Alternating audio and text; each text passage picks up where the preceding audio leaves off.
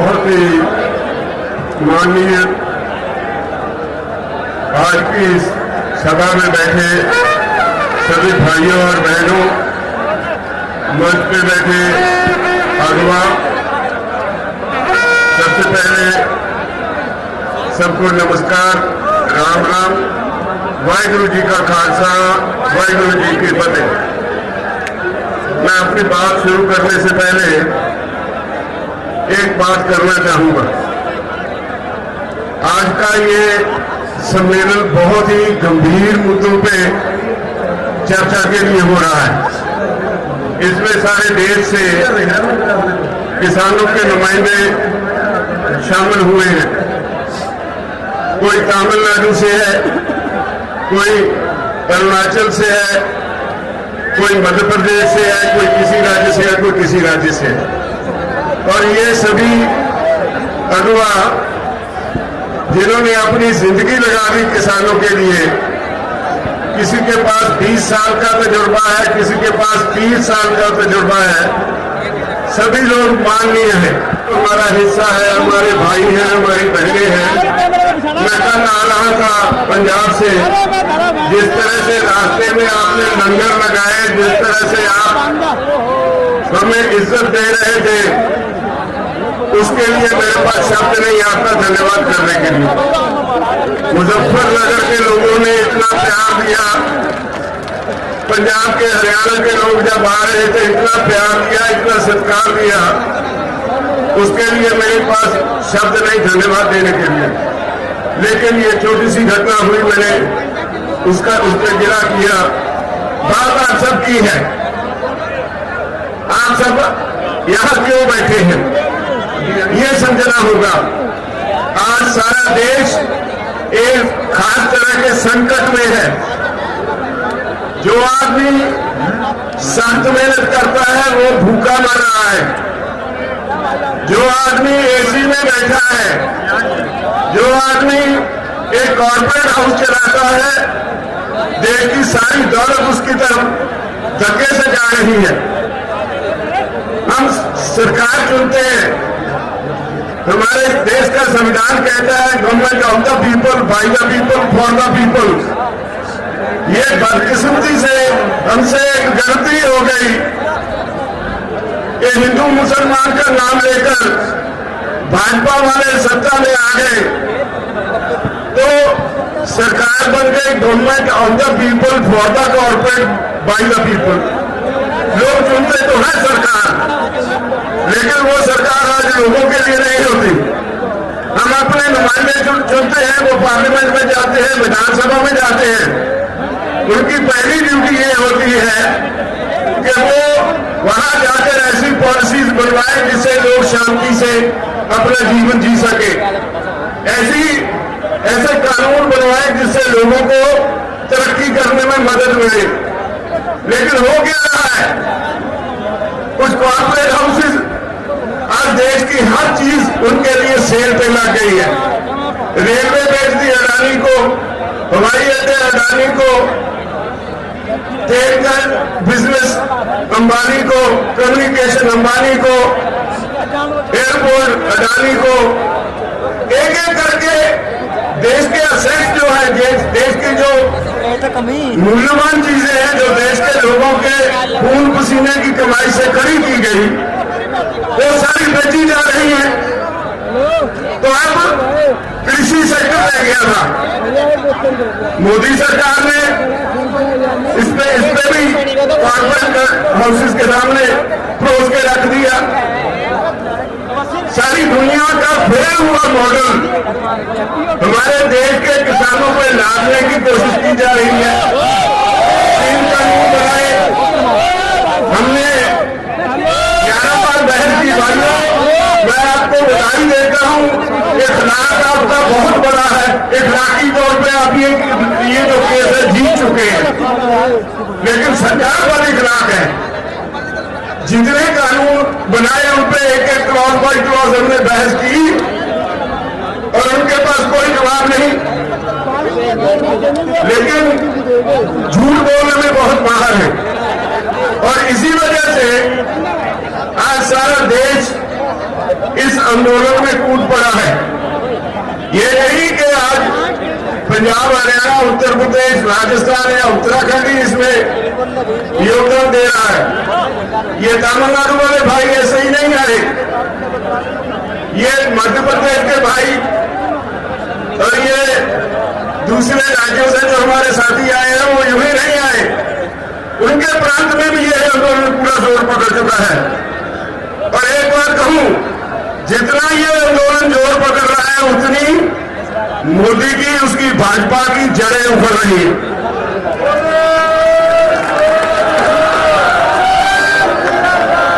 हमने बंगाल के चुनाव के वक्त कहा था कि हमारा काम नहीं है ये, अगर सरकार को वोट की राजनीति से बिना कोई बात समझ में नहीं आती तो हम वोट पे जोर करेंगे।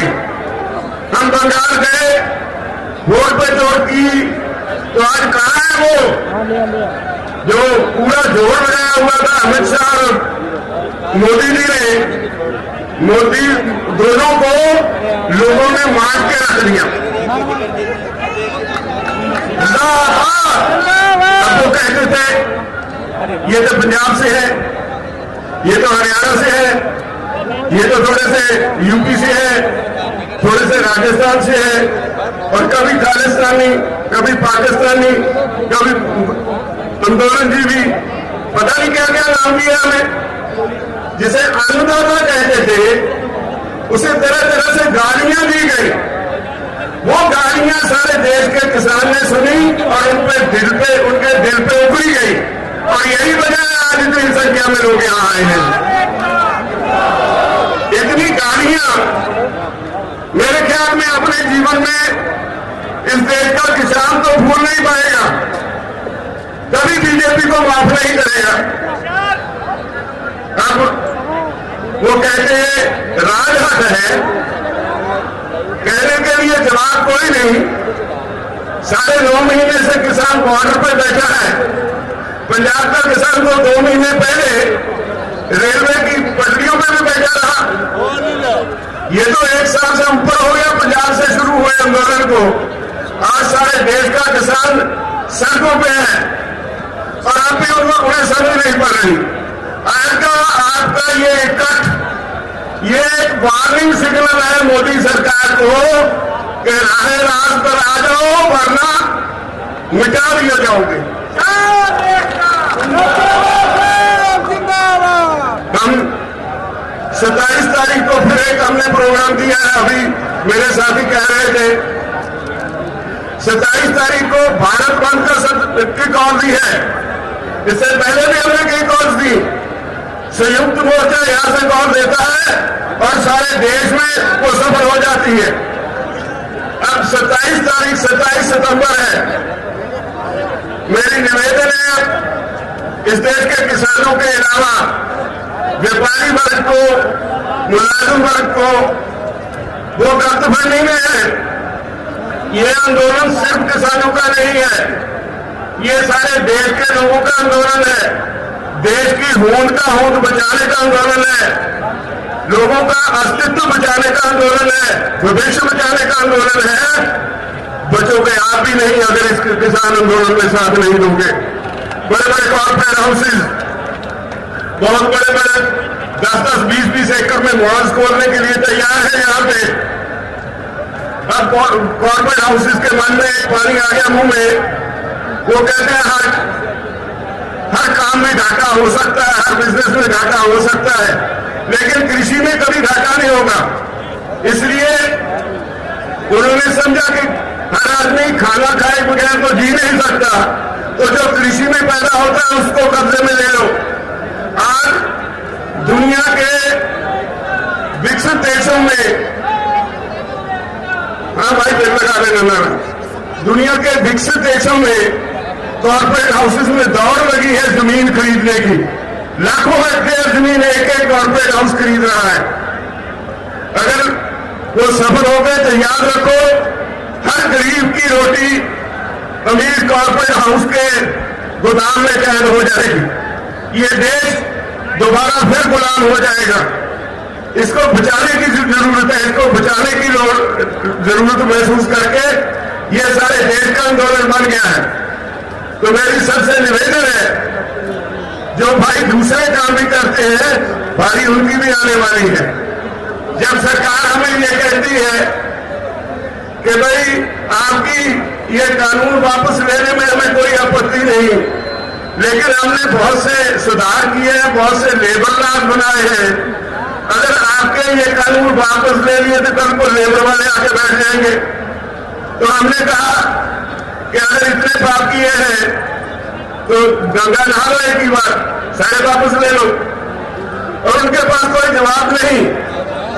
इसका मतलब है वो मानते हैं कानून उन्होंने गलत बनाए, संवैधानिक तौर पर गलत बनाए, देश के लोगों के खिलाफ बनाए, देश के किसान के खिलाफ बनाए।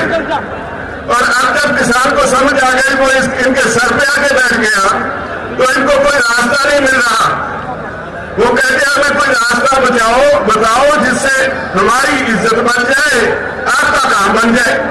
हम उनकी इज्जत बनाने के लिए तो आए नहीं, हम तो अपना हक लेने के लिए आए हैं।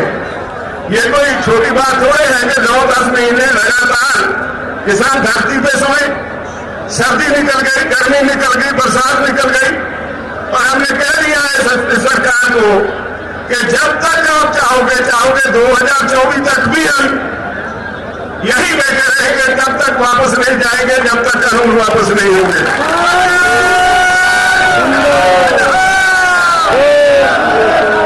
मुजफ्फरनगर की ये रैली, भाइयों आपकी आज की ये रैली सारी दुनिया इसको देख रही है।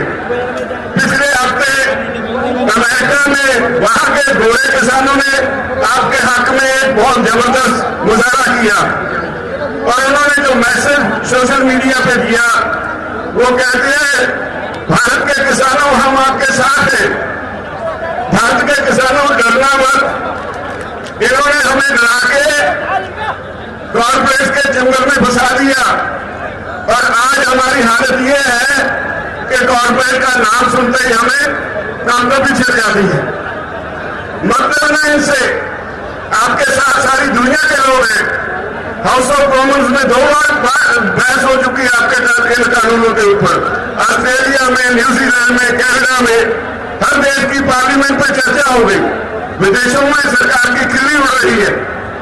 तो आपके आज के इस रैली में एक चेतावनी भी है, मैं समझता हूं मोदी सरकार को और भाजपाइयों को, या तो वो राय रास्ते आ जाए, वरना अब इस आंदोलन को आप रोक नहीं पाओगे। ये घर चला गया।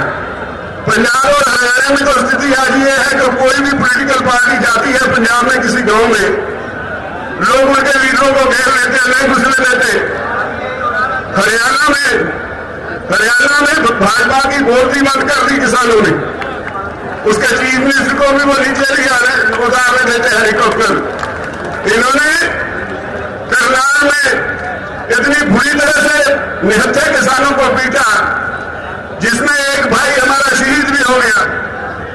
और हमने 6 तारीख तक वार्निंग दे रखी है हरियाणा की सरकार को कि या तो उस ऑफिसर के खिलाफ जिसने सर फोड़ने की हदायत की पुलिस को, या तो उसके खिलाफ 302 का मुकदमा दर्ज करो, नहीं तो फिर 6 तारीख को आपकी सेक्रेटरीट को घेर लेंगे। 6 तारीख को हरियाणा का किसान बड़ी संख्या में करनाल में इकट्ठा हो रहा है।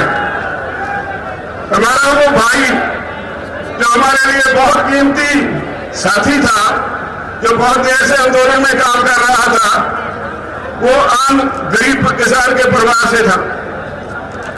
उसके पीछे उसकी जिम्मेदारियां रह गई। वो हम सब लोगों की जिम्मेदारी है कि हम उसकी, हमारे दिवंगत साथी की आत्मा की शांति के लिए प्रार्थना करें। और ये 6 मुझसे गलती से कहा गया, 7 तारीख को करनाल में इकट्ठ रखा गया है। अगर सरकार उस ऑफिसर के खिलाफ 302 का मुकदमा दर्ज नहीं करेगी तो हरियाणा के किसान इकट्ठे होकर वहां सिविल सेक्रेटरीट को घेराव कर लेंगे, नहीं छोड़ेंगे उसको। और वो कंस्टिट्यूएंसी मुख्यमंत्री खट्टर की कंस्टिट्यूएंसी है, यूं ही नहीं उसने पुलिस को ऐसी हदायतें दी। हर सीएम अपने हल्के में अपनी चॉइस के ऑफिसर रिक्रूट करता है। अगर वो आज जो ऑफिसर है पता चला वो आरएसएस के कार्यकर्ता का भतीजा है, अगर उसे ताकत इतनी चढ़ी है तो देख लेंगे, हम भी तैयार हैं फेस करने को। अब तो पंजाब में भी शुरू हो गया। मौका पे किसानों पे लाठियां चली, माछीवाड़ा पे वो कुछ कर नहीं पाए। सुखबीर बादल रास्ता छोड़ के किसी और रास्ते से भाग गए, लेकिन एक झुकी एफआईआर वहां भी हमारे वर्कर्स पे उन्होंने दर्ज कर ली। तो हम इन बातों से डरने वाले नहीं है। लड़ाई बहुत अहम है, लड़ाई हमारे भविष्य की है, हमारे बच्चों की है। इसलिए मैं आप सभी से निवेदन करता हूं, जिस तरह से आप आज संयुक्त किसान मोर्चा की कॉल पे मुजफ्फरनगर में बड़ी संख्या में आए हैं।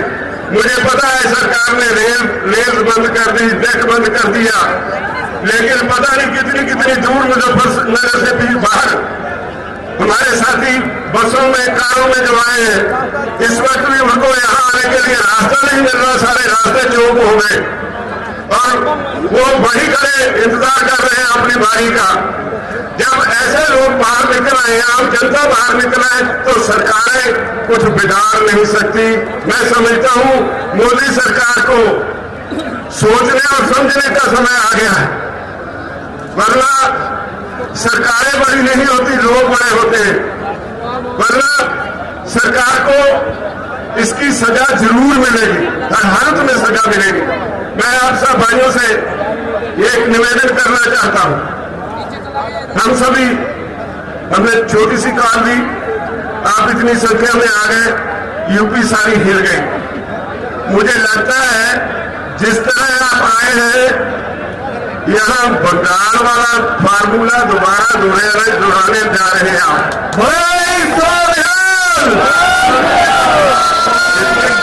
कोई शक नहीं मुझे कि अगर बीजेपी को वोट पे जोर ही नजर आती है तो आज के इस समागम के बाद वोट पे जोर लगाने के लिए माहौल तैयार हो गया। मोदी जी तैयार हो जाओ, मैदान में देखेंगे। अब तो आप सभी को बहुत बहुत धन्यवाद और आप सभी से आखिर में फिर एक बार विनती, आज की रैली के बाद सो नहीं जाना, बहुत बड़ी जिम्मेदारी आपके ऊपर छोड़ के चले हैं। मैं कल से यहाँ आया हूँ, एक रिश्तेदारी में ठहरा था, बहुत से लोग मुझे मिलने आए, एक ही बात कह के मैं क्षमा मांगूंगा। बहुत से लोग मुझे मिलने आए, जो भी आए उसने आते ही पहली एक बात कही कि ये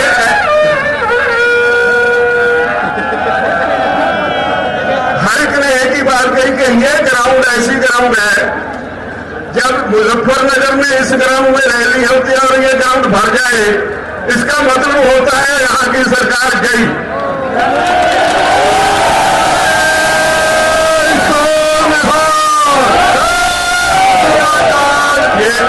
ये इस मैदान का इतिहास है। अगर यही इतिहास है तो भगवान करे जल्दी ये हमें सफलता मिले और उसको छुट्टी मिले। वो जो आजकल परेशान है तो उनको छुट्टी मिले इस काम से, वो अपने घर में मंदिरों में पूजा पाठ करें। और मुझे उम्मीद है कि आप सफल होंगे, हम जीतेंगे, हर हालत में जीतेंगे। मोर्चा जीता हुआ है, कोई हरा सकता नहीं।